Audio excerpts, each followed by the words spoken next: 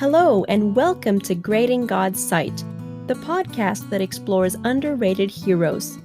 We're so glad you've joined us for this episode entitled Justin Martyr, Philosopher to Child of God.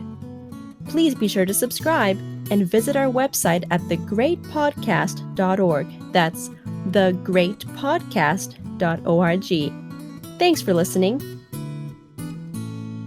Waves gently battered a tan-colored coastline as two seagulls waltzed across the sky, eagerly eyeing the sea for their next meal. Not far beneath them, a young man stared pensively into the horizon. His face revealed thoughts of depth and gravity. Noise from behind startled him, prompting a change in focus and expression. A stranger had followed him, unnoticed. The intruder's casual, yet clean appearance and advanced age incited no apprehension. Upon starting conversation, the stranger explained that he was in earnest search for misplaced members of his household. The younger man did not know it at the time, but he was one of those lost members, and this conversation would be his first exposure to Christianity.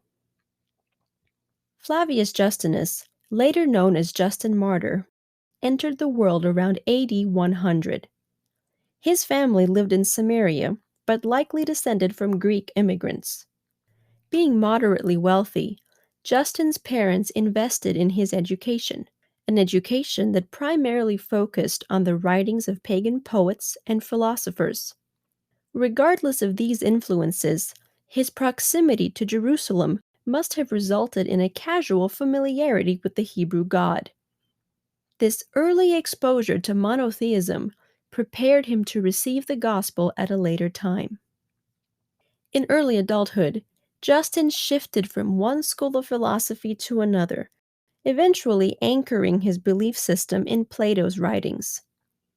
The Christian who discovered Justin by the sea quickly realized how important Greek philosophy was to the young man.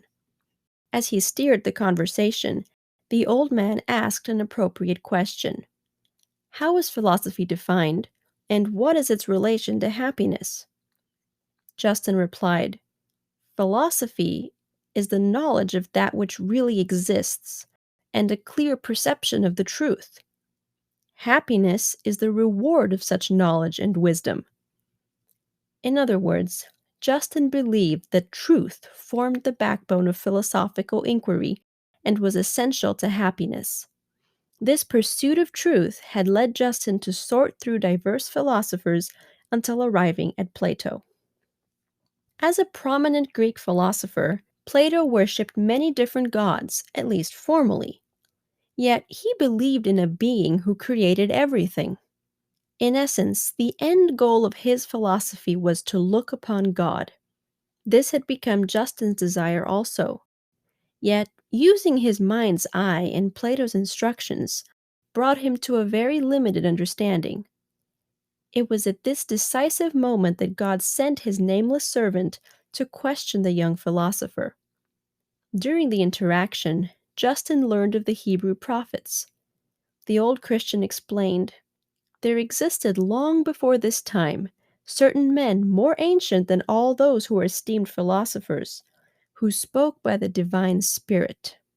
He proceeded to explain to Justin how these prophets foretold the coming of Jesus. All this might have overwhelmed Justin if God had not placed it on his heart to seek out truth. On that day by the sea, the course of Justin's life was changed. Until then, he traveled through life seeking truth like a buried treasure, yet without an accurate map. The old Christian pointed him to the source of truth, and he could not resist the message.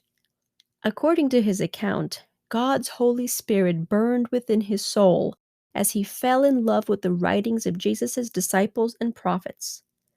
The young man's shift in thinking would inevitably lead him to use his talents for God's kingdom. Of the various writings attributed to Justin, few exist in their complete form. The most influential of these are his two apologies. The word apology here indicates a defense of Christianity rather than an expression of regret. To fully understand Justin's apologies, we must first examine the Roman world as it related to the Christian religion. Imperial Rome appears terrifying to our imaginations today.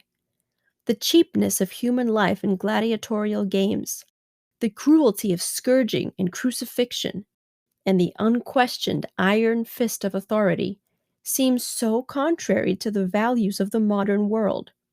Yet, Rome was soft when it came to religion, that is, until Christianity made its appearance.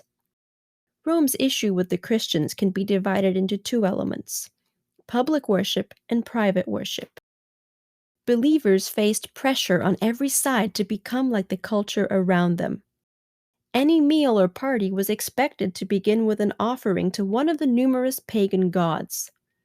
When many Christians refused to make an offering or avoided the feasts entirely, this caused their pagan neighbors to believe they were irreligious or even blasphemous. To make matters worse, many occupations required them to engage with the pagan gods to some degree. A Christian could be asked to lay brick for a Roman temple or design the wardrobe for a religious pontiff of that temple. Any natural disaster or outbreak of disease was attributed to the Christians for insulting the gods. While this never failed to rile up the Roman populace, failure to worship the emperor often angered the authorities. In this way, a faithful Christian could not go about daily life without incurring wrath from both sides. In private, Christians performed ceremonies that caused suspicion from the pagans around them. Agape feasts and communion were among these controversial activities. Christians celebrated the love feasts, or agape feasts, with selfless sharing of food and the giving of a holy kiss of peace. By far, the most controversial aspect of this activity was the kiss. This display of affection, combined with the name agape feast, led to rumors that the Christians were engaging in some sort of promiscuous celebration. Similarly, the Lord's Supper created quite a stir among pagans for the simple fact that the bread and wine represented Jesus' body and blood. Many enemies claimed that this was an act of cannibalism. Pagans consequently justified their mistrust of these Christians by labeling them barbarians. Justin responded to these various issues in his apologies. He identified the pagan gods for what they were: demons. Using his background in philosophy, he also linked this topic to the trial and death of Socrates. According to Justin, this philosopher did not acknowledge the gods recognized by the state. As a consequence, he was accused by his enemies of being an atheist and a profane person. By using the illustration of Socrates, Justin sought to show that the Christians were not alone in their rejection of the pagan deities. To address the agape feasts and communion, Justin simply related the facts. The feasts had nothing to do with promiscuity, and the Lord's Supper was not an act of cannibalism. The central message of Justin's apologies can be summed up as a call for judgment to be founded on justice, not rumors. In most cases, punishment was carried out simply for a confession of being a Christian. One Roman official even stated, "I do not know just what to do with the Christians. I was sure they deserved to be punished because they were so stubborn." No real crime could be attributed to them, except that they would not recant. Eventually, Justin himself would be pressured to renounce Christ or suffer the consequences. Faced with this challenge, he who taught others and defended the Christian cause held firmly to his faith. At his trial, Justin explained that he had examined a multitude of belief systems, but acquiesced at last in the true doctrines. By true doctrines, he of course meant the teachings of the prophets and Jesus. True doctrines or not, the Roman official could only tolerate Justin's stubbornness for a short while.